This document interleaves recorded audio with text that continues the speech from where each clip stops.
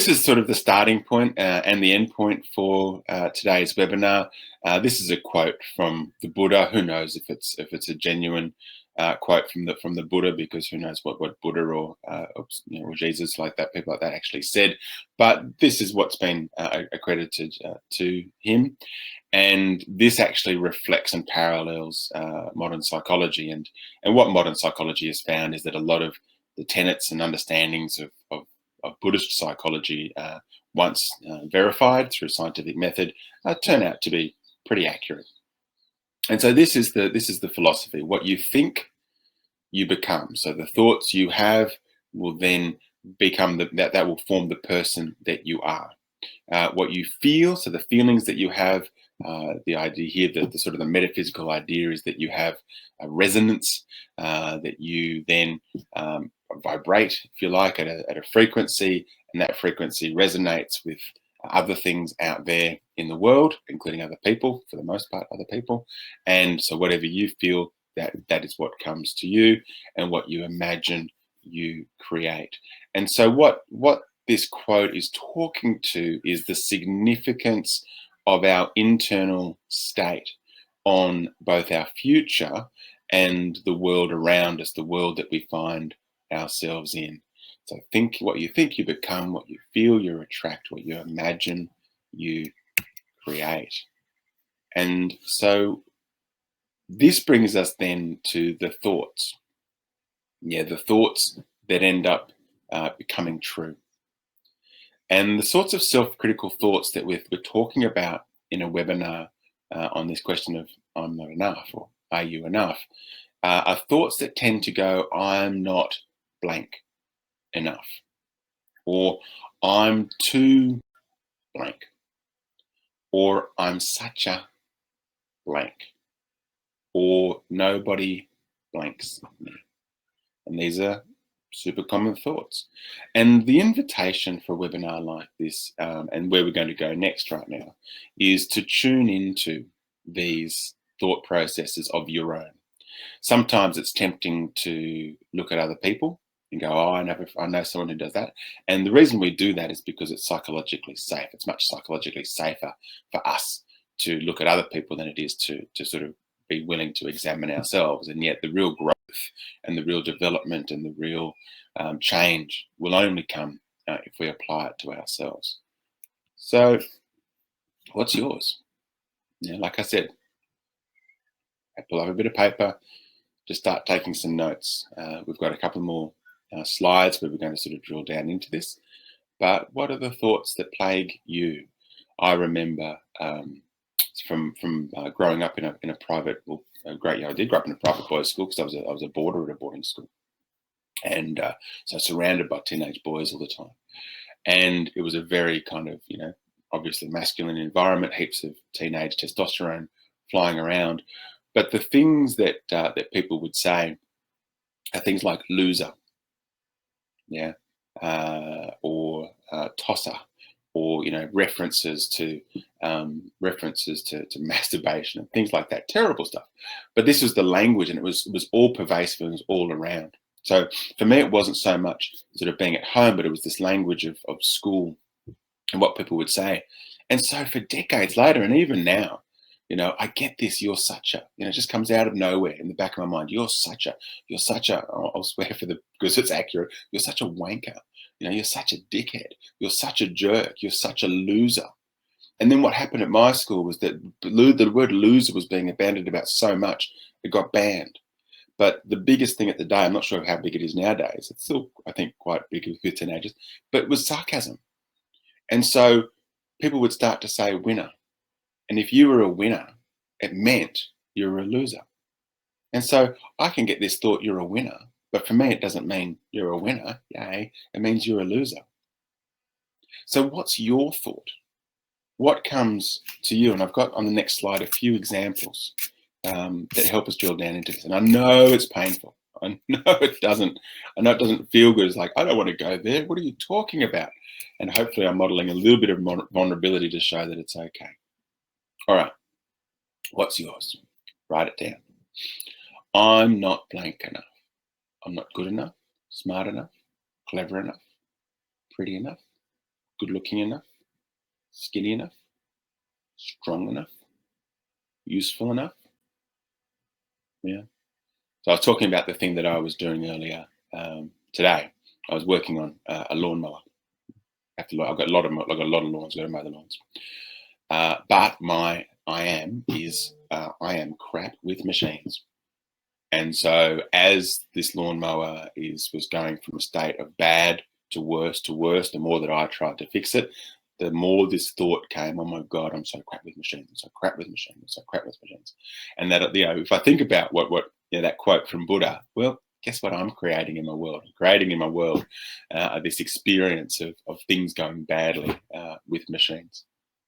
And I can feel it, like it's filled with shame and angst and fury when things were sort of at their peak and going wrong with me trying to sort this. It had broken down in a large, not a large paddock, but in a paddock, and it was going to rain, so I had to get it out from under cover, and it just all went wrong. And so then my partner said, "Oh, well, why didn't you ask for help?" And I just was like, oh, nobody wants to help me, and you don't care. You're off there doing the cooking in the kitchen, and I was out there. Wow, the rage. And she's like, whoa, not fair, not about me. I was just doing my thing. You could have just asked me for help and I would have come and helped. I was like, in my zone. So we all get like that around our own thing. What's your thing? I'm too ugly. I'm too overbearing. I'm too out of control. For some people, it's I'm too much. I'm too much. What about I'm such I'm such an idiot. I'm such a failure. I'm such a loser. I'm such a jerk. Or is yours a nobody? Nobody loves me. Nobody likes me. Nobody wants me. Nobody needs me. Nobody cares about me. These are all common thoughts. What we do in therapy a lot of the time is we help people identify these thoughts, and then we help them to identify what these thoughts do, because these thoughts have consequences, and the consequences are. I'll go back a slide. The consequences are feelings of shame, of insufficiency, of failure, of inadequacy, and then going into frustration and anguish and rage. And if it's allowed to spiral, it will then spiral into an anxiety disorder, panic attacks, and depression. So these are really, really debilitating ways to think. Very quiet in the chat. Let me know where you're up to, whether you're connecting with what I'm saying or you're going, oh, this seems left field. I'm not really sure where this is going. Just share what's going on for you. Okay, so why do we do this? So essentially, there's a gap. There's a gap between what I feel or what I think or what I believe I'm supposed to be, due to my beliefs, my standards, my expectations of myself, and my perception of myself. Yeah, thanks for that feedback. This is really good. That this is something so I have a belief. I hate. Someone said, "Don't worry, I hate my lawnmower too." I have a belief about how I'm supposed to be. Yeah, and I'll talk about this is the next slide. Just see, the next slide is, where does this come from? I have a belief about where I'm supposed to be, what I'm supposed to be. I'm supposed to be good with machines because you know what, my dad could fix stuff.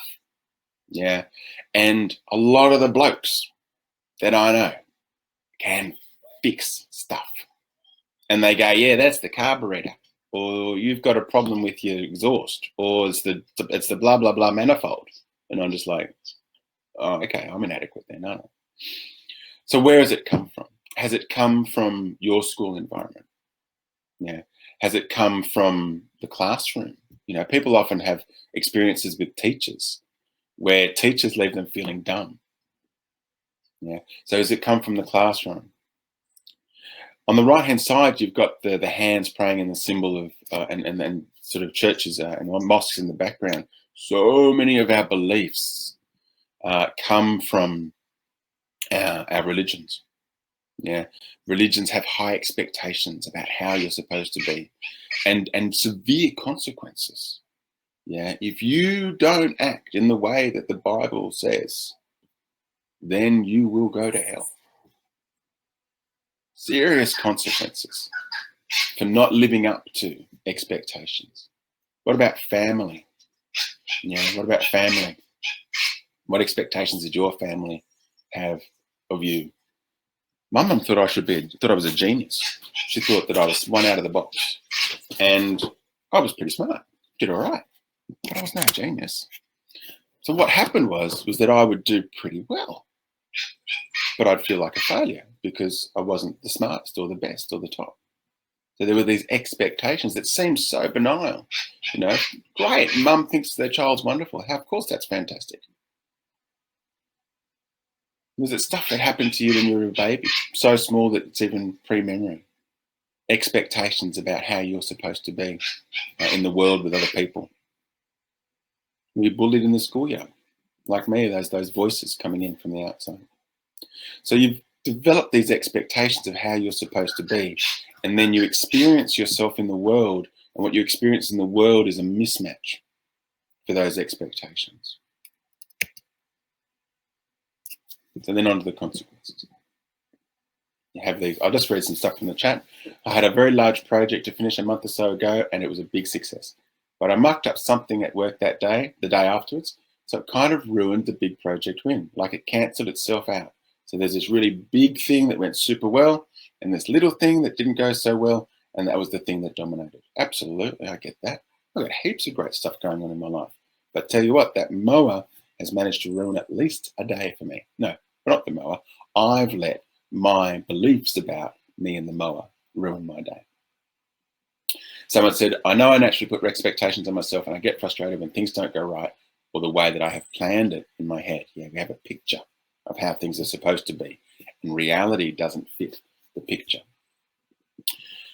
I'll say a little bit about that. There's a theorist, and one of the dominant theorists in psychotherapy and counseling is a guy called Carl Rogers, and his model is exactly that. And there's language that goes with it that's called self-actualizing. When we hear self-actualizing, we tend to think, oh, it's a bit like enlightenment. But actually, if you think about self-actualizing, what it actually means is that it means, and this is his entire therapy, the idea is to close the gap between the way I believe I should be and the way that I actually experience myself in the world. And we can do that by either getting closer to our expectations, so actually trying harder, working harder, striving more, setting goals and meeting those goals. Or we can do it by changing our expectations. Either way, it doesn't matter. The experience is the same. It's an experience of being satisfied, of being good enough, of being sufficient to be me with the people that I'm with in the world around me. Someone says, my parents were always strict since I was a child, and their criticizing voices are still echoing in my brain, even though I don't live with them anymore. Absolutely. That stuff that people say, all of these sources, just spins around. And sometimes it's even stuff that we started saying to ourselves at one point in time. One of the fascinating things about it is that, and this is kind of a big insight, is that there's these awful voices.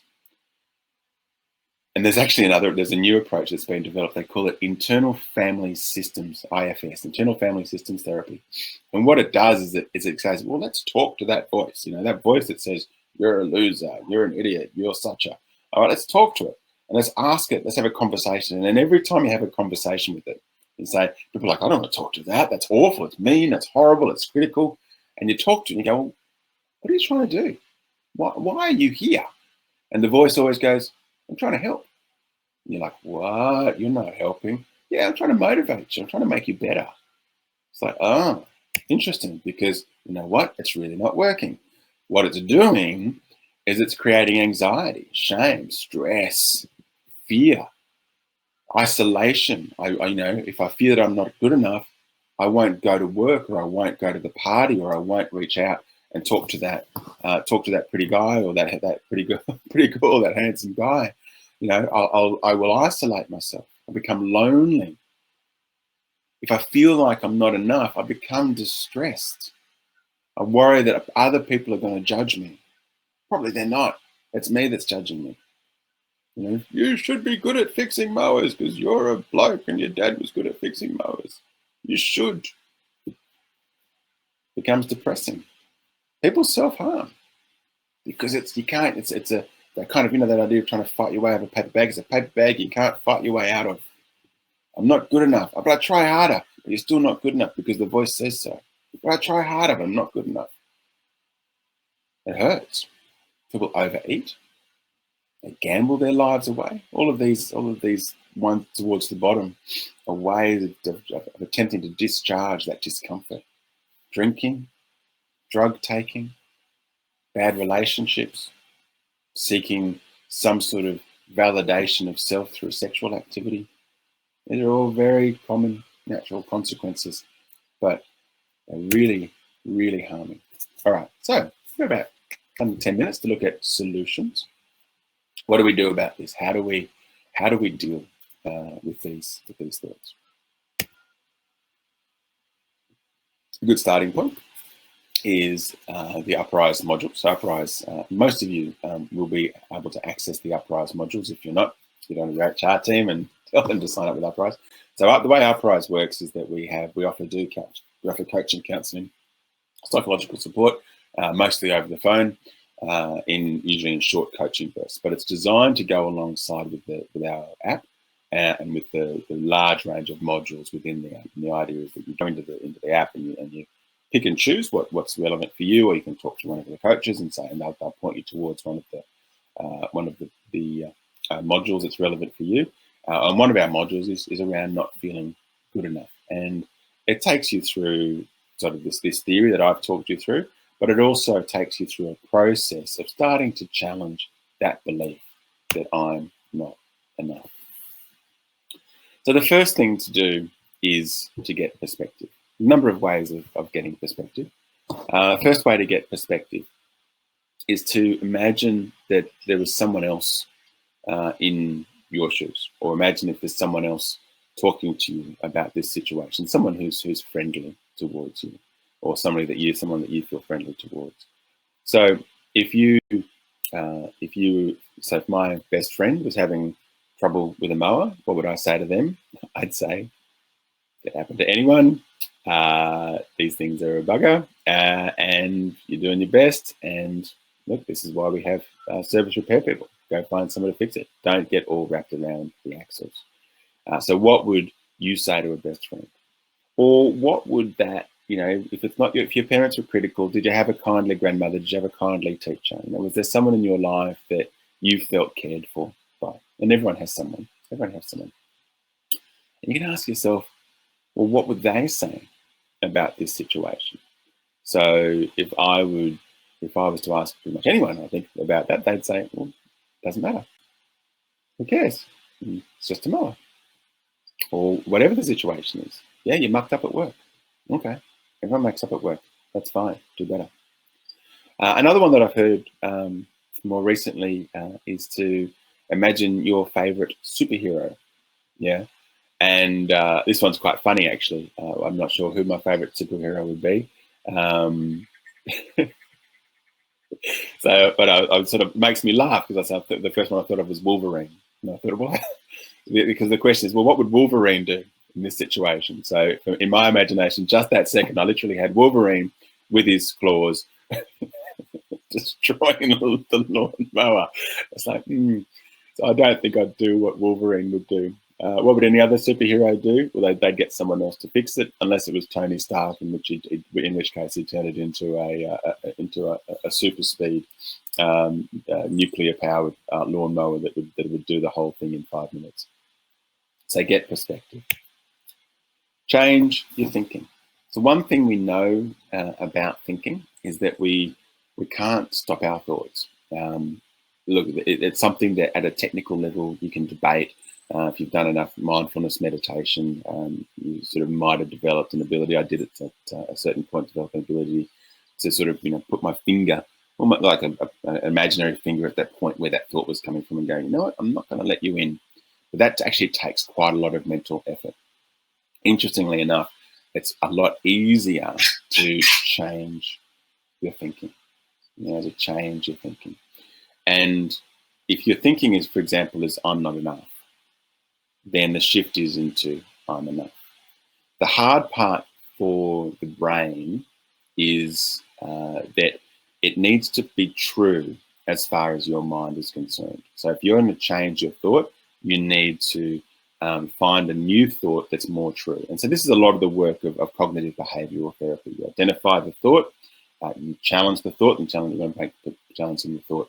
Next, you sort of attempt to negate that thought with evidence, and then you change the thought. You come up with a new thought that's at least as true, if not more true, than the previous thought, but that serves you.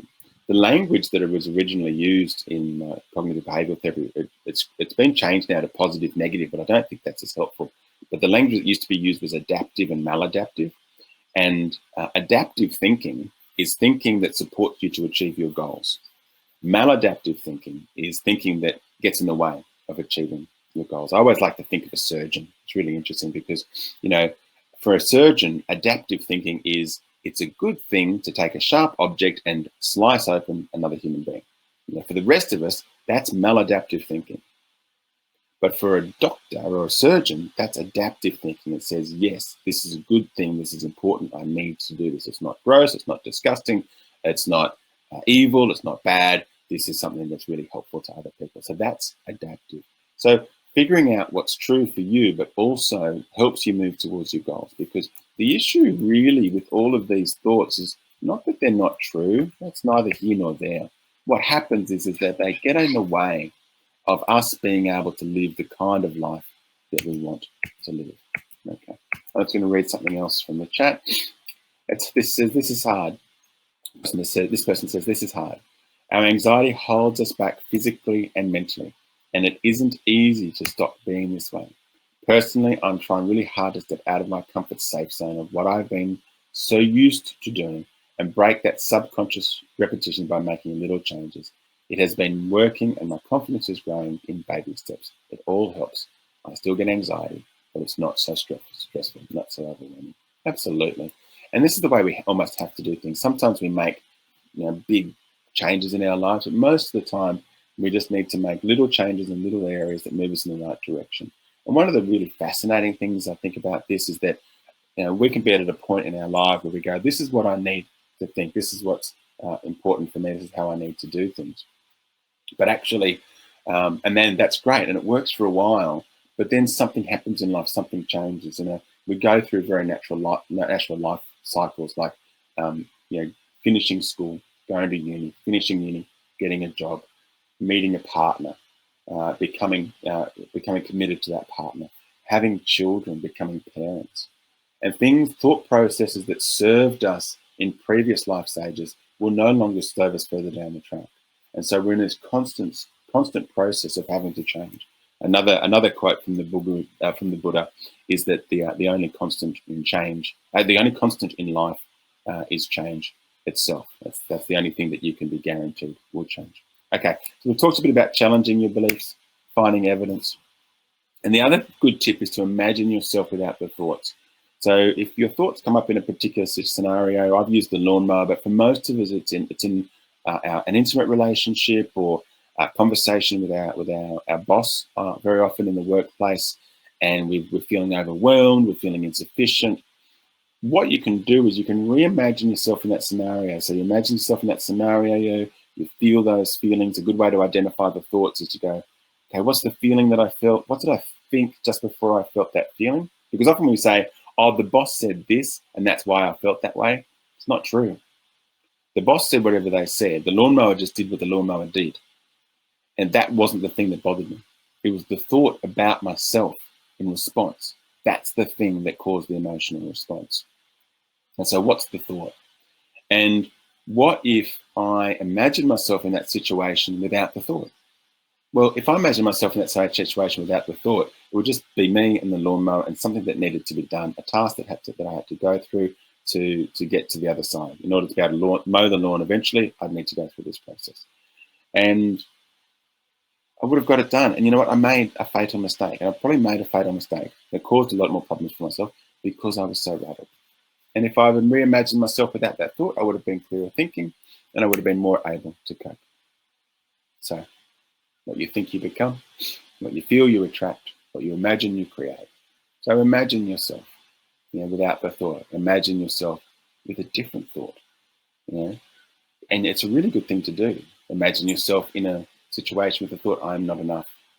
You feel small, you shrink, you feel ashamed, you want to retreat. And then imagine yourself in that same situation with the thought, I am enough. And everything changes. You feel present, you feel it within yourself, you feel alive, you feel ready to connect, you feel open. And then what you feel, you attract. So you attract openness, you attract connection. I think we'll leave it there. Thanks, everyone. Really appreciate your time today.